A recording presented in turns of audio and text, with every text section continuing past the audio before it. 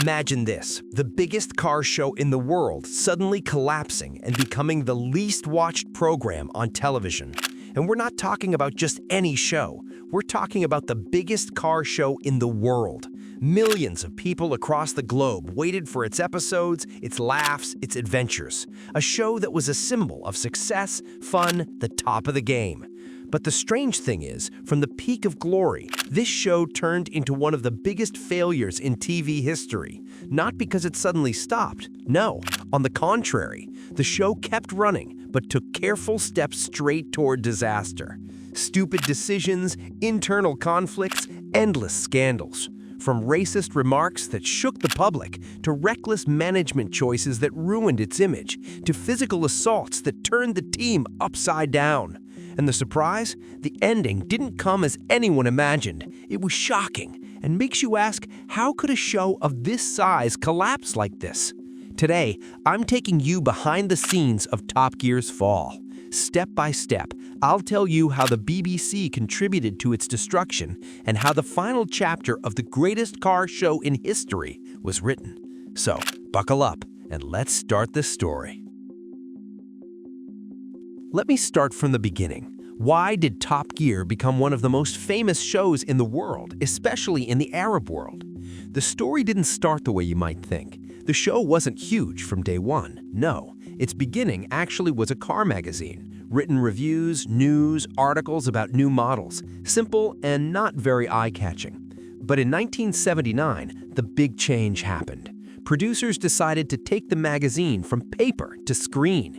That's how a show was born, featuring reports and driving tests. The first notable episode was about the Fiat, a popular car at the time. The episode made a splash, and the show gained local fame, but the world wasn't really hooked yet. Then, Jeremy Clarkson joined the show in 1988, a young journalist with a strong personality and bold words. He brought a new spirit to the show. With his arrival, Top Gear's popularity started growing in the UK, but it still couldn't go global. Why? The ideas weren't strong enough to attract an international audience. The real breakthrough came in 2003 when two people joined the show, James May and Richard Hammond. From that moment, we had the golden trio, Jeremy, James, and Richard. This combination changed everything. It was the secret formula that took Top Gear global. Why? There are two main reasons. First reason, the amazing production. As the show grew in fame, the budget grew with it. Episodes full of adventures, rare sports cars, dangerous stunts. They even did a full episode about planes, buying aircraft just for filming. There were no limits to their ideas. But the most important reason wasn't the equipment or the big production. The secret was the chemistry between the three. Jeremy, James, and Richard knew exactly how to play off each other. The jokes, the light teasing, the spontaneous moments made the audience feel like they were watching three friends having adventures, not just a car show. One fan wrote on Twitter, Top Gear wasn't a car show, it was a show about three friends going through funny situations with cars. The result? A global show, making millions of dollars every month. The British newspaper, The Sun, said Top Gear got over 350 million views worldwide every year, an insane number at the time. Let me start from the beginning. The huge success of Top Gear didn't stay confined to television. On the contrary, the show took over social media. Clips from episodes became memes that spread like wildfire. Fans weren't just watching the show, they were seeing its impact everywhere online. But what happens when a big company like the BBC decides to boost fame by creating controversy? In 2014, the team went to Argentina to film a special episode. Everything was normal until the Argentine public noticed something strange. One of the cars carried a license plate referencing the date of Argentina's defeat against Britain. To many people, this wasn't a coincidence, it was a deliberate provocation. Suddenly, the streets erupted in anger, and the crew and presenters faced direct attacks. The situation became so dangerous, the show had to stop filming and escape the country like a covert operation. The BBC tried to calm things, saying it was purely accidental, but for many Argentines, there was no such thing as an accident.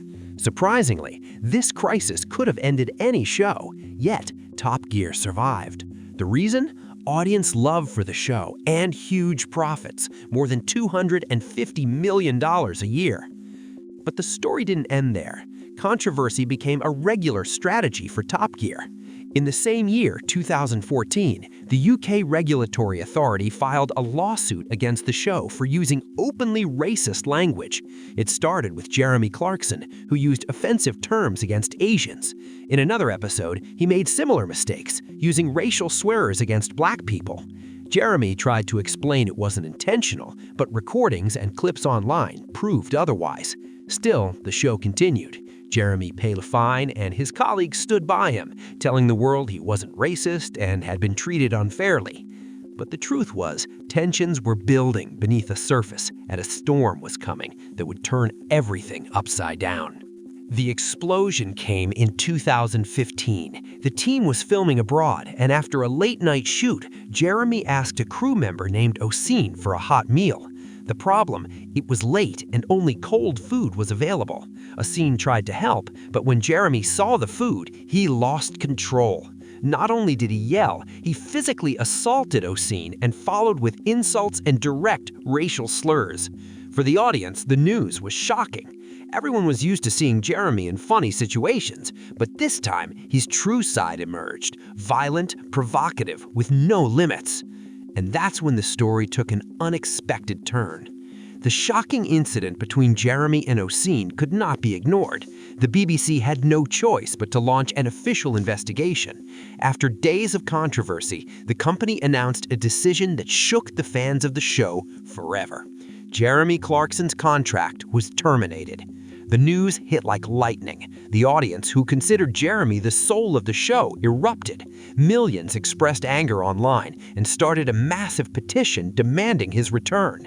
Some even blamed Oseen as if he caused Jeremy to leave. As for Richard and James, their stance was remarkable. They admitted Jeremy made a serious, unforgivable mistake, but ultimately they stood by him, announced full solidarity, and refused to continue with the company without him. This was the moment the legendary trio that had dominated the car world for over 15 years collapsed. But the surprise? The BBC didn't cancel the show. They said Top Gear would continue, even without Jeremy and the team. 3 months later, the show returned in a new version, but the audience wasn't ready for the change, especially when they announced the new main host was Chris Evans, a presenter with a bad reputation in the media and generally unpopular. To soften the blow, they brought in a global star, Matt LeBlanc, known from Friends, along with a few car experts appearing in between segments. On paper, the mix seemed perfect, but in reality, it was a disaster. The audience couldn't stand Chris Evans, neither his personality nor his style. Within 6 months, the pressure was so intense, he was officially removed from the show. Ratings dropped dramatically from 4 million viewers per episode to just 1.5 million. After Chris left, Matt LeBlanc tried to save the show and keep it alive, but it was too late. At the same time, Amazon was preparing a major move, a $250 million deal with Jeremy, James, and Richard to launch a new show called The Grand Tour. The result? The Grand Tour dominated the scene and completely crushed Top Gear. Jeremy himself admitted in an interview how happy he was to see Top Gear fail after their departure. The BBC tried to fight back and temporarily paused the show to rework it. When it returned for the first time without the trio, it managed to reach strong numbers, over 4 million viewers worldwide, a partial success that restored some hope. But unfortunately, that comeback didn't last, because in 2022, a tragic accident ended Top Gear for good. One of the hosts was driving a sports car during filming. Suddenly, a tire came off. The car lost control and flipped. Horribly, the host suffered severe facial injuries. The shock was so big, the company couldn't take responsibility for continuing the show. In 2023, they officially announced the permanent cancellation of Top Gear and compensated the injured host with $2 million. Today, after all this history, Top Gear remains just a memory. A show that started from nothing, became a global legend, and then turned into a massive failure. Its comeback is almost impossible.